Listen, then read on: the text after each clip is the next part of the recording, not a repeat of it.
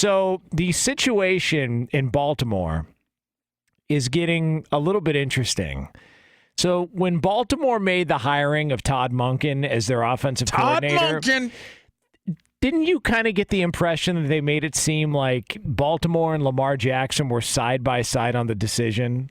Like they conversed with Lamar Jackson and that he was all on board with them bringing in Todd Monken? I would have to say no, just for the simple fact that, get my deal done first. Like, stop doing other deals, get my deal done. So I would say no, even though maybe some way, somehow, it could have been interpreted that Lamar Jackson had some say or some input on the hiring. But go ahead. Well, so there was the reporting out there that was kind of the idea that Lamar Jackson was all on board with this and he provided input and he helped, make the decision, et cetera, et cetera.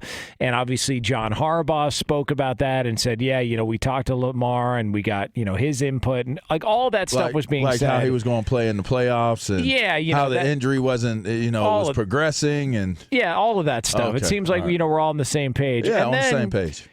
Jonathan Jones, who covers the NFL, does a good job for CBS Sports, says that the Ravens, while keeping Jackson somewhat involved, quote, did not fully integrate the quarterback into the hiring process for their new OC.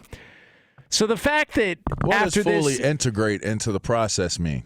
I'm not quite sure, but the fact that we heard one thing and it was Baltimore giving, the angle and the narrative behind it. And now we're hearing another, and it was Jonathan Jones who made sure to include the quote, did not fully integrate Lamar Jackson in. Who is that? Who is Jonathan Jones? Covers the NFL for CBS. Okay. But him and Josina Anderson have been all over the Lamar Jackson stuff, and they're well connected. Brady works with both those guys, with Josina Anderson and Jonathan Jones, says they're legit. Like you can question whoever you want to question, but they have their sources. They know their stuff. They do a great job.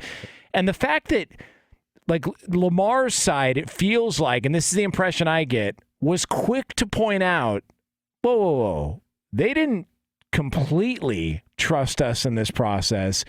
It just leads to more weirdness around the relationship and dynamic that is the Baltimore Ravens and their quarterback. There's something weird going on there, man. And we've seen this multiple times over the past several months where one message was put out there by one side, but the other side was quick to put out another message. And it's almost like they're playing the media and playing the game back and forth because there's still a fracture over the contract negotiations.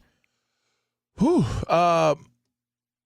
This seems to be posturing because I don't really understand. I would love to have heard Q's take on what fully integrated means into the process.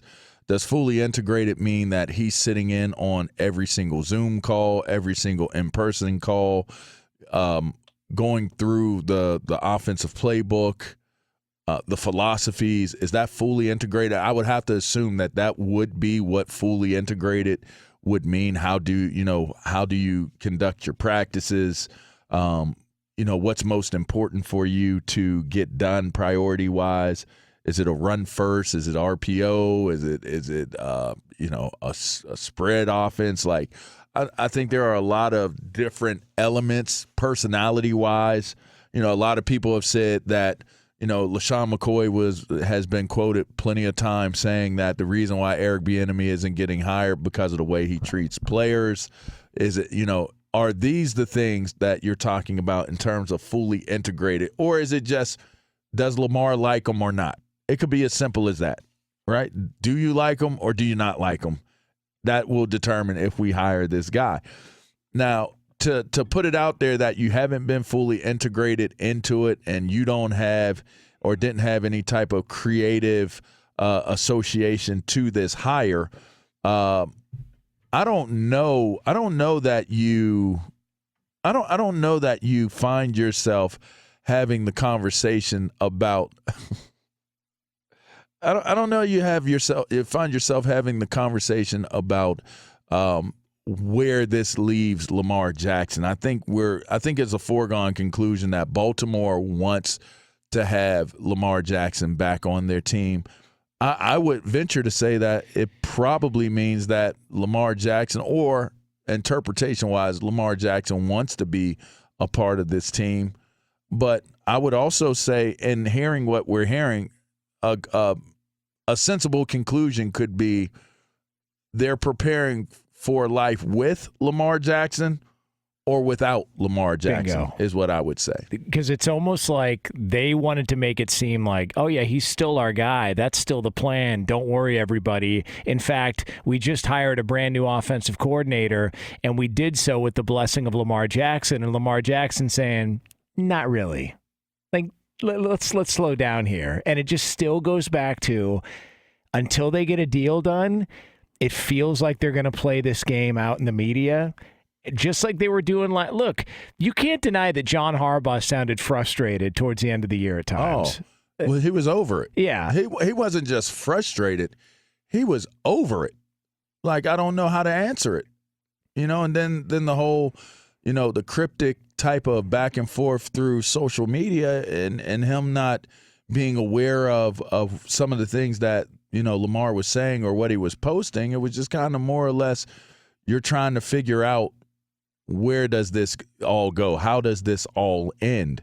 And I would, again, sensibly speaking, you can only do so much as an organization to get a deal done. If that deal doesn't get done, then you certainly have to continue on. The show goes on. So the posturing that's taking place in terms of who is going to get what they want, I would say in the end, there's a strong possibility that they get a deal done with Lamar Jackson. But I also feel as though if for some strange reason that they can't get to the same, he's so, committed to one side and they're so committed to the other side that they can't get a deal done, I would be interested to see what that looks like ahead of the draft. Like we're having conversations about what's going on with Justin Fields in Chicago, but I'm wondering, is there a team out there that's desperate enough to take on the idea of generating a trade for Lamar Jackson and giving up that? I mean, think about it this way. If I'm Chicago, I'm entertaining that. If I'm the Houston Texans, I'm entertaining that. Who's the next team up? Arizona. No. Who's the next team? Indy. I'm entertaining it. Who's the next team? Seattle, from Denver's pick. I'm entertaining it. Who's the next team up? Detroit, from the Rams. I'm entertaining it. Who's the next team up? Raiders. I'm entertaining it. Then it goes Falcons, Panthers, and then it finishes with Philly at 10, who's got New Orleans' pick. I'm entertaining it all the way up to Philadelphia Eagles, and if I'm the New Orleans Saints, I'm in. So you have a plethora of teams that would entertain a way to try to figure out a trade to get a franchise. He is a franchise quarterback. You have enough teams out there that would be in need of that type of quarterback. I'd love to know how far apart they are on a deal. I would love to know, what is because if it's all about the guaranteed dollars that are if he is absolutely steadfast, I am not signing a deal unless it's fully guaranteed, like Deshaun Watson, I don't think they're getting anything done. And I think what's going to end up happening is that Baltimore's just going to franchise him and then keep spinning the barrel and just say, all right, we're just going to keep playing this game. We can do this with you for the next couple of years. But do you really want to do that? I don't think they want to do it. I think it would get so ugly, and it would, and there's not a guarantee that Harbaugh can survive a disgruntled Lamar Jackson. And also, look, Dallas could have played that game with Dak Prescott. They didn't want to do it. That's why Dallas finally got a deal done. You were in Washington when they played the game with Kirk Cousins. They franchised him multiple years in a row. Sure. They walked away from that thinking, okay, well, at least we don't have Kirk Cousins. Man, they'd kill to have Kirk Cousins right now. Both these situations are tremendously different because Lamar Jackson is on a higher level than both those quarterbacks. Yes. So think about that. You're playing that game with two, Dak Prescott is a franchise quarterback. Make no mistake about that. So is Kirk Cousins, I would argue. No, you don't have to argue it. So is Kirk Cousins. They're both franchise guys.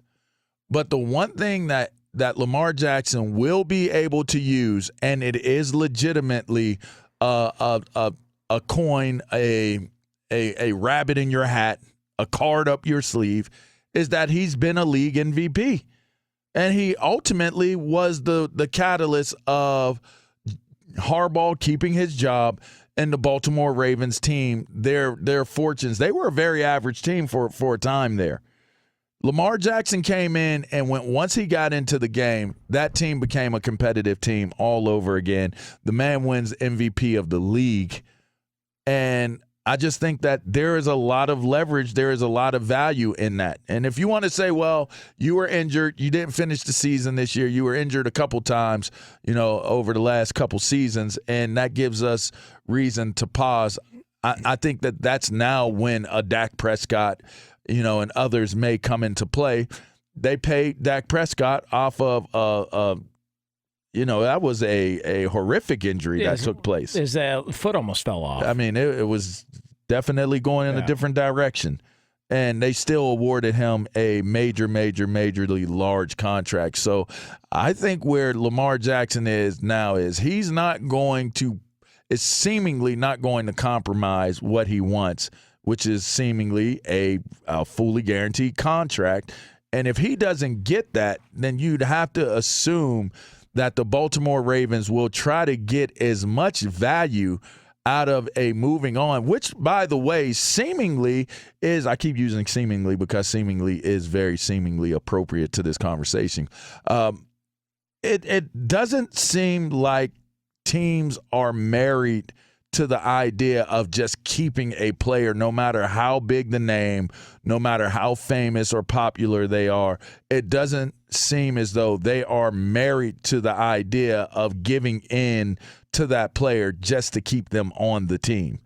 There is a different approach to